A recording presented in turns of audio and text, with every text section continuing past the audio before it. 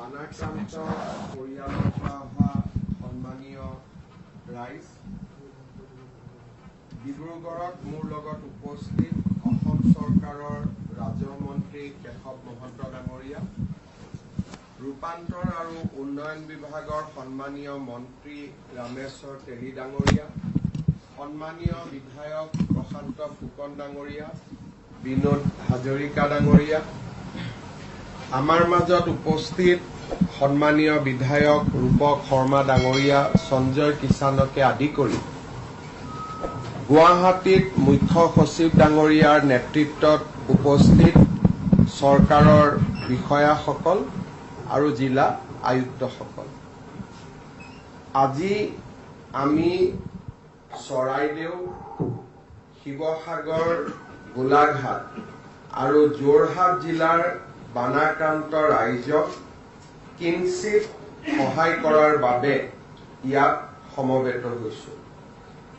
বানৰ গভীৰতা বা বানত হোৱা ক্ষতিৰ বিষয়ে মই দুনাই নতুনকৈ ৰাইজক সোঁৱৰাই দিয়াৰ প্ৰয়োজন নাই।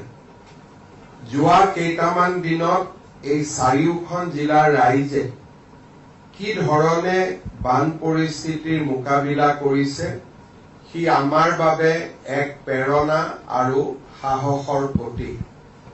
আজিৰ এই মুহূৰ্তত শিৱসাগৰ, চৰাইদেউ, গোলাঘাট আৰু যোৰহাট জিলাৰ ৰাইজৰ মই আকৌ এবাৰ ধন্যবাদ জনাম যে আপোনালোকে যি সাহসেৰে সৈতে এই বানক সন্মুখীন হৈছে, নিকট আত্মীয়জনক হেৰুৱাৰ পিছতো আপোনালোকে যি ধৰণে ইজনে সিজনক সহায় কৰাৰ প্ৰচেষ্টা কৰিছে আৰু আমাৰ চাৰিওখন জিলাকে স্বাভাৱিক অৱস্থালৈ ঘূৰাই অনাৰ বাবে আপোনালোকে যি প্ৰয়াস আৰু প্ৰচেষ্টা কৰিছে, ই সদায়ে আমাৰ বাবে প্ৰেৰণা আৰু সাহসৰ উৎস হৈ ৰব।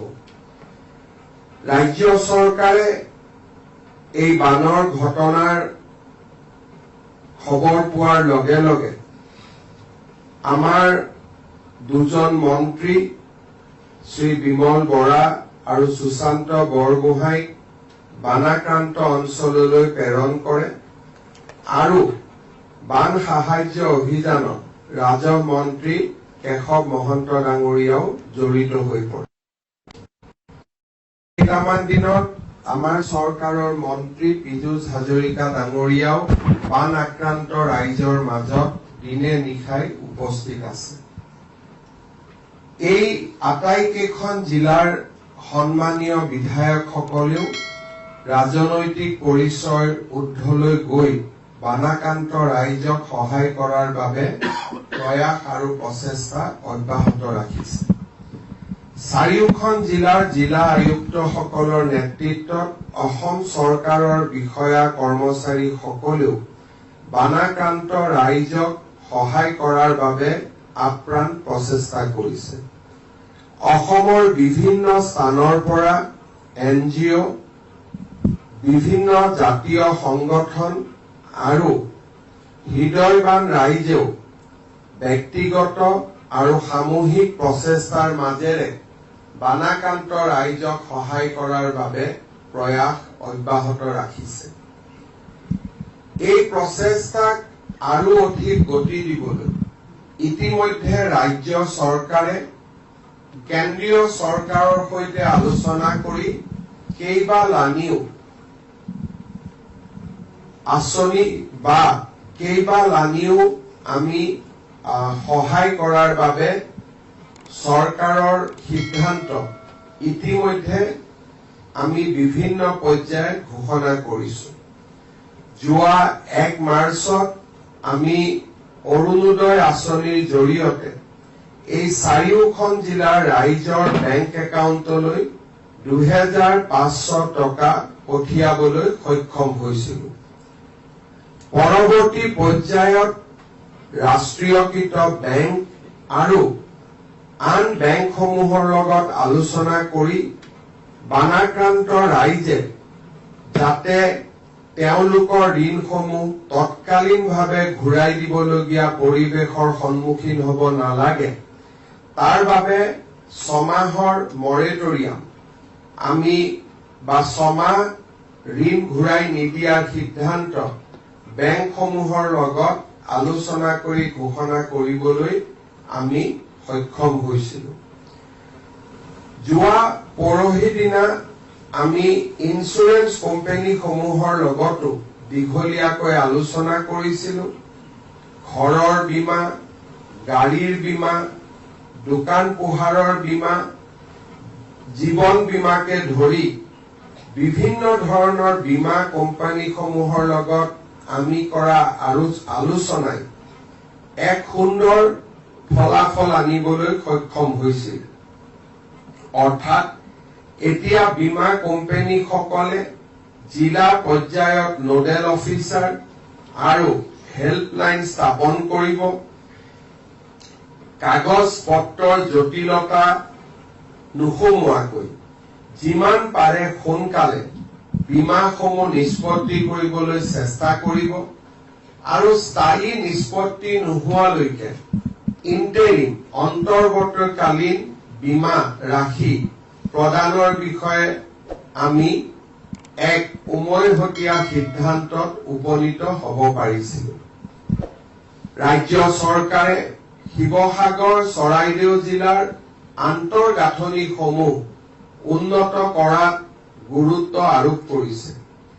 ইতিমধ্যে বিদ্যালয়সমূহৰ বাবে আমি তৎকালীন ইয়াক মেৰামতিৰ বাবে 2 লাখ বা 2,10,000 টকা আমি ঘোষণা কৰিছো। ইতিমধ্যে সমগ্ৰ শিক্ষা অভিযানে বিদ্যালয়সমূহৰ এছেছমেণ্ট অব্যাহত ৰাখিছে আৰু মই ভাবো যে অহা কালি বা 5 তাৰিখৰ আগতে আমি বিদ্যালয়সমূহৰ একাউণ্টলৈ 2,10,000 টকা আমি প্ৰেৰণ কৰিবলৈ সক্ষম হ'ম। মই জিলা আয়ুক্তসকলক বিদ্যালয়সমূহৰ যি ডেমেজ ৰিপৰ্ট বা আমাৰ যিটো সাৰ্ভে সমগ্ৰ শিক্ষা অভিযানলৈকে পঠিয়াবৰ বাবে মই আকৌ এবাৰ অনুৰোধ কৰিম। ইতিমধ্যে অসম চৰকাৰৰ শিক্ষা বিভাগে এই 2খন জিলালৈ বিনামূলীয়া পাঠ্যপুথি প্ৰেৰণ কৰিছে। মুখ্যমন্ত্ৰীৰ সাহায্য পুঁজিৰ পৰা আমাৰ কণ কণ শিশুসকলক পুনৰবাৰ 2যোৰ কৰি ইউনিফৰ্ম দিয়াৰ বাবে প্ৰয়োজনীয় পুঁজি আমি সমগ্ৰ শিক্ষা অভিযানলৈ মুকলি কৰি দিবলৈ সক্ষম হৈছো। আজি আমি আৰু কেইবাটাও আমাৰ এই যি এটা আমি মিছন লৈছো বা আমি শিৱসাগৰ, চৰাইদেউ জিলাৰ ৰাইজৰ লগত বিপদৰ সময়ত থিয় হৈ থাকিবলৈ আমি যি সিদ্ধান্ত লৈছো তাৰ লগত সংগতি ৰাখি আমি আৰু কেইবাটাও কাম বা কেইবাটাও কৰ্মসূচী ৰূপায়ণ কৰিব বিচাৰিছো। ভাদ মাহৰ নাম প্ৰসংগ অসমৰ আধ্যাত্মিক জীৱনৰ এক এৰাব নোৱাৰা অংগ। ইতিমধ্যে বানে বিধ্বস্ত কৰি থৈ যোৱা আমাৰ নামঘৰসমূহলৈ আমি 1.5 লাখকৈ টকা আগবঢ়াবলৈ সিদ্ধান্ত লৈছো। এই পুঁজিও অহা 7 তাৰিখৰ আগতে আমি মুকলি কৰি দিবলৈ সিদ্ধান্ত লৈছো।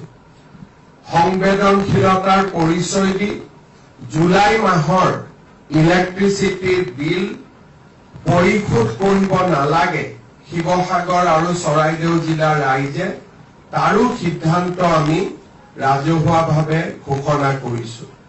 এবছৰলৈ মাটিৰ খাজানা ৰেহাই দিয়াৰ সিদ্ধান্তও ৰাজ্য চৰকাৰে ইতিমধ্যে ঘোষণা কৰিছে। আজি আমি এটা নতুন কাৰ্যসূচী ৰূপায়ণৰ বাবে ইয়াত সমবেত হৈছো।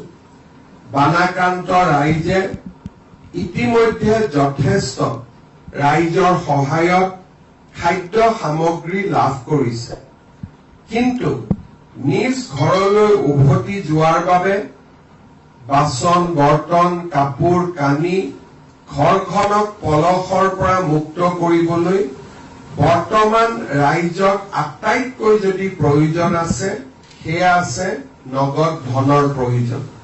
কাৰণ নগদ ধন অবিহনে নিজৰ আপোন ঘৰখনলৈ উভতি যোৱা কাৰো বাবেই সহজ নহবগৈ। ৰাইজৰ প্ৰয়োজনীয়তাক স্বীকৃতি দি আজি আমি খন্তেক সময় আগতে প্ৰতিটো বানাক্ৰান্ত পৰিয়াললৈ 15,000 টকাৰ সন্মান ৰাশি আমি আগবঢ়াইছো। শিৱসাগৰ জিলাৰ 35,298টা পৰিয়াল, চৰাইদেউ জিলাৰ 19,883টা পৰিয়াল, গোলাঘাট জিলাৰ 2,593টা পৰিয়াল আৰু যোৰহাট জিলাৰ 4,922টা পৰিয়াল অৰ্থাৎ 62,696টা পৰিয়াললৈ আমি খন্তেক সময় আগতে 15,000 টকাকৈ বেংক ট্ৰেন্সফাৰ কৰিবলৈ সক্ষম হৈছো। কিন্তু জিলা আয়ুক্তসকলে আমাক জনোৱা মতে এই পৰিয়ালসমূহৰ সংখ্যা 75,000লৈ বৃদ্ধি হ'ব। আজি আমি আৰু 15,000 পৰিয়ালক বেংক ট্ৰেন্সফাৰ কৰিবৰ বাবে সাজু হৈ আছো। জিলা আয়ুক্তসকলৰ পৰা বেংক একাউণ্টছৰ ডিটেইল অহাৰ লগে লগে আজি সন্ধিয়া বা অহাকালি আমি এই 15,000 পৰিয়াললৈ পুনৰ ধনৰাশি মুকলি কৰিম। এনে এছেছমেণ্ট আমাৰ অহাকালিও চলি থাকিব, অৰ্থাৎ 5 তাৰিখ পৰ্যন্ত আমি এই ধন মুকলি কৰি থাকিম।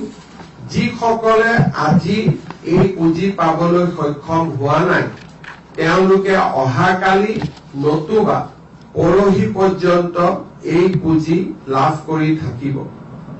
জিলা আয়ুক্তসকলে মাত্ৰ 2টা দিনৰ ভিতৰতে 75,000 ব্যক্তিৰ নাম, একাউণ্ট নম্বৰ সংগ্ৰহ কৰাটো এক জটিল কাম আছিল।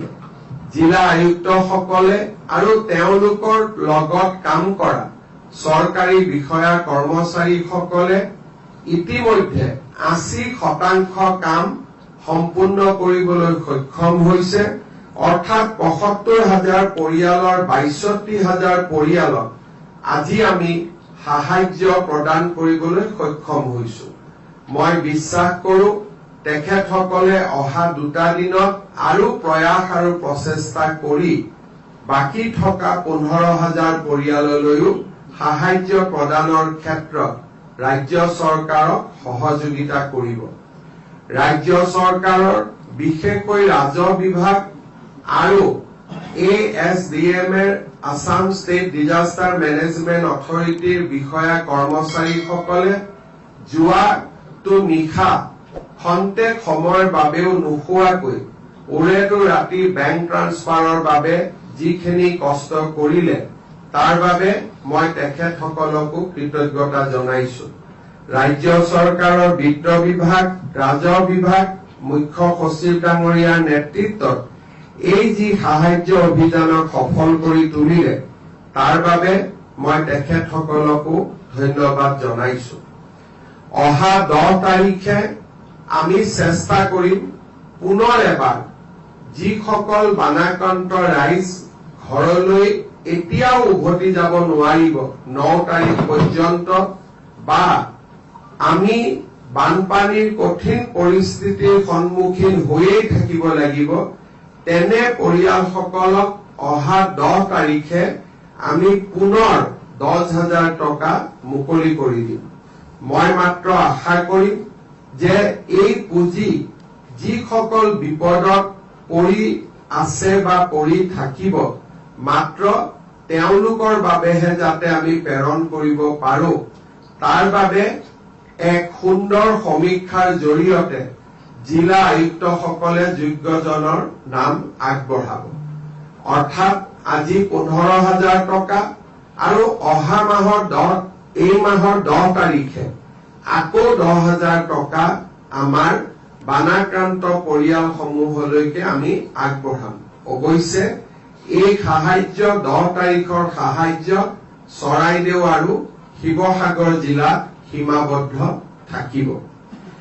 অহা 7 তাৰিখে মই যোৰহাটলৈ যাম আৰু আমি যোৰহাটত চাৰিওখন জিলাৰ বিষয়া কৰ্মচাৰীসকলক প্ৰশিক্ষণ দিম যে কি ধৰণে বানাক্ৰান্ত পৰিয়ালসমূহক স্থায়ী সাহায্য দিয়াৰ বাবে এইবাৰ আমি জৰীপ কৰিব লাগিব।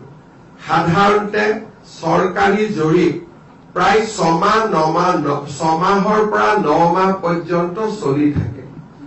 এইবাৰৰ বানপানীৰ ক্ষতিপূৰণ অহাবাৰ বানপানী হোৱাৰ প্ৰাক মুহূৰ্তত এইবাৰ এই ব্যৱস্থাক আমি পৰিৱৰ্তন কৰিব খুজিছো। কাৰণ আজি যি সমীক্ষা পোৱা যাব সেই সমীক্ষা 3 মাহ পিছত পোৱা নাযাব। ক্ষয় ক্ষতিৰ বুজ লোৱাৰ এই হৈছে আটাইতকৈ উপযুক্ত সময়। সেইবাবে 7 তাৰিখে আমি বিষয়াসকলৰ প্ৰশিক্ষণৰ ব্যৱস্থা কৰিম। 8 তাৰিখে জিলাসমূহক এই সমীক্ষাকাৰীসকলক বিষয়াসকলে তেওঁলোকৰ বাবে প্ৰয়োজনীয় প্ৰশিক্ষণ প্ৰদান কৰিব। 9 বা 10 তাৰিখৰ পৰা চাৰিওখন জিলাতে গোলাঘাট, যোৰহাট, শিৱসাগৰ, চৰাইদেউ জিলাত আমি স্থায়ী ক্ষতিৰ বুজ লোৱাৰ ব্যৱস্থা আমি আৰম্ভ কৰিম।